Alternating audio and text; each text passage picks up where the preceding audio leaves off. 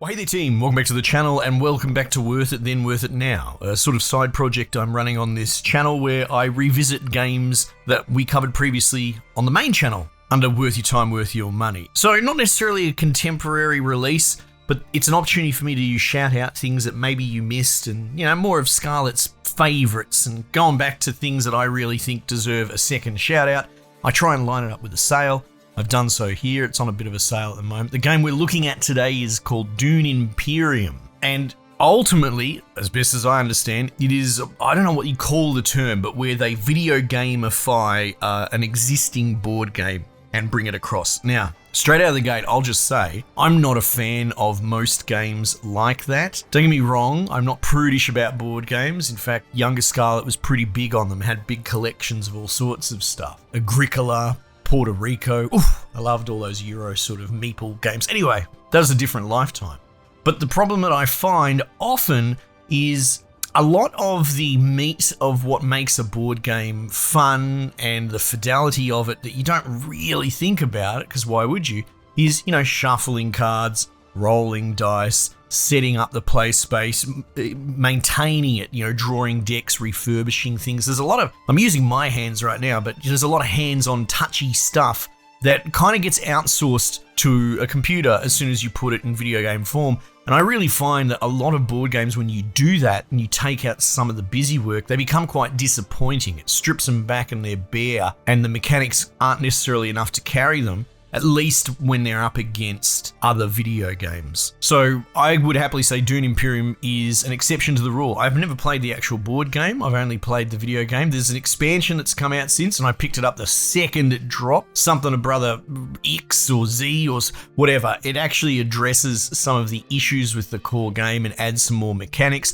It's not a must-have, but it's one of those things that if you were to pick this up and get absolutely sucked into it and absorbed by it, it's nothing but value add. The DLC I find is really cool. So yeah, I basically reinstalled this and went back in and got my ass handed to me by the computer because I couldn't remember how to play bits of it. I've got a ridiculous amount of time in this, and I've got a bunch of mates that, while this was in its early grace period, we played a shitload of it. You know, we'd be up till 2 a.m. playing 3 or 4 player bouts. So this is something that, you know, maybe if you got your mates into it, if you've got the right crew, you're going to love it because it's very cerebral. I guess it's kind of true to the Dune source material, a bit, you know, cloak and dagger, Game of Thrones-y, a lot of deceit, and a lot of the mechanics are built around lending towards that. So yeah, it's set in the Dune universe. You can play it single player, no problem. The AI is pretty cool. There seems like a pretty active multiplayer community. I haven't really gone into it other than playing with, you know, mates that I know. And there's all sorts of other modes. There's like this skirmish mode, which I've barely touched. I had a look at it this time around where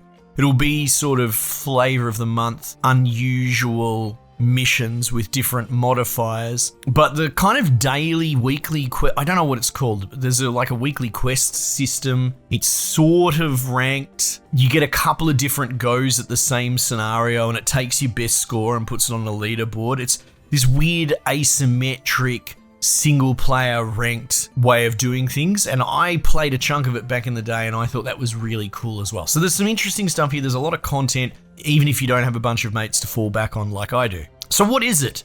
It is a deck management with a bit of a communal play space type game. Think Dominion. Oh my god, do people even use Dominion as a reference? That was the first one. This mechanic that has now gone into turn into actual video game genres in the card management space. But all that started with the board game Dominion. In that, you'll start with a nominal hand. It'll be X cards, probably 2 draws worth, right? So like if you have a 5-card hand, you'll have 10 cards, 5 in the first hand, 5 in the second, and you use aspects of those cards to buy new cards from the play space back into your discard pile. When you run out of cards, it all shuffles together and you draw through. So that's how you build the economy through the deck that you have. And that's generally the rule, whether it's a board game or a video game. And this is doing that as well. However, that's only part of it. The way that the cards fundamentally work, I mean, there's so many rules and exceptions and all that, but I'm doing my best to just give you a broad strokes idea, is there will be a split component. Think of it as an active and a passive to each card. And you also have these little meeples called agents Generally speaking, you start with 2. There are exceptions. You can, at a hefty price, buy a 3rd permanent one. You can get temporary runs, but let's just say the rule is you'll have 2 turns per round, per go, and it's represented by a little placeholder agent. So all you really do is you put the agent on one of these squares. The square has all these symbols that mean things like the card in your hand that needs to be played has to have the corresponding symbol. So you have to exhaust a card to place your agent, but then it'll give you rewards. It'll let you take part of the skirmish for that round. So you can put little army men into a bash and it's whoever's got the most. And it is all very Uno reverse card. It's like, yeah, well, I've got that and that and that, and constant re-raising and just very intrigue based. Like you think you've got it, but you don't, because old mate's got something up his sleeve, and then old mate's got something up his sleeve, and maybe you have something up your sleeve and you knew that was coming because you figured that dude out because you've played with him too many times. And then on the other side of it, there's like a whole reputation system with different space guilds, the Emperor, the Fremen, the Bene Gesserit. So you sort of buy influence with them as well, and that won't have a direct gameplay effect. Well, actually they do. The tile will do something, but it is a little bit more secondary. It's a bit more long game investment, and whoever gets, 4 victory points or 4 influence points with a faction will get an alliance with them, and you can leverage that for all sorts of things. And all of these little bits and pieces earn you victory points, and at the end of it, whoever gets 10, or when the turns run out, which is quite possible as well, whoever's got the most wins. So it's one of those games, it finishes right when it should, right when you're just starting to really get momentum and get comfortable, which is great. Games that don't end that way often have massive end-game problems where the power creep gets out of control, and there's just so many different ways to play. I mentioned the active and the passive part of your cards, so a lot of the cards will generate income at the end of the phase. So you have your 2 turns and you have what's called the reveal, which is where you essentially cash out. You show your hand and then it gets discarded.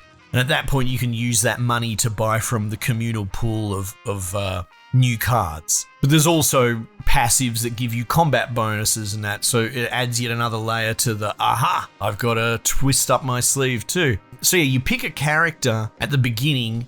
There's different rules, but generally it'll shuffle them up and give you 2 to choose from, and some of them are pretty entry level, like Paul. He's pretty basic, very simple. You can have a look at the top card of your deck, pretty much. But you've got some very high skill, complicated characters as well that you can play with, and they have all different things. And, if you play Beast Raban, he's pretty much built for skirmishing and damaging and getting more guys into his barracks. So that's where you want to try and play with him. You want to bully out the opposition and try and win all the fights. Whereas someone like Duke Leto has an unusual economy in the green space cards, and he's more about kind of building up with Landsrad, and there's a flexibility whether he wants to go sort of soft eco, or I suppose you could call it infrastructure, building out your deck. Something I like doing is leaning into that, actually getting the passive value and buying potential of my deck quite high, because there are these cards that you can buy. They're like $9, which is obnoxiously expensive, or 9 currency, whatever you want to call it. But they will put victory points into your deck, so it's very, very powerful. At the same time, they kind of clog your deck up as well. And so it comes back to that balance. You can remove cards, but it's usually quite tricky to do that. Anyway, it's one of those games, but it works really well. There's so many layers, different factions, different play styles, and honestly, you can't really go into it saying, I'm going to do it this way. Some of my mates have some pretty specific rollouts they really try and do the first time out, but if you have a group of mates that you could get into this, that play it on the regular, it will start getting a strategy upon a strategy, plans within plans, as they say. Like, I've got a mate that wants to play a very specific way, and we've learnt very much in that group to shut that shit down. And tantrums aside, he's learnt to play a different way because we just won't let him auto win by doing whatever it was he was doing. And it's cool. It is one of those things. If you have some mates that enjoy a bit of cerebral play and you're willing to sort of try and outwit and outsmart each other and kind of metagame it a little bit, oh man, there's a lot of fun. You can hear the grin in my voice. But having said that, even returning to it for the B-roll just to dip back in and see how it is now, I played it single player and I had a great time. It's good. It's one of those things you could put a podcast on or a Spotify or whatever and just zone out.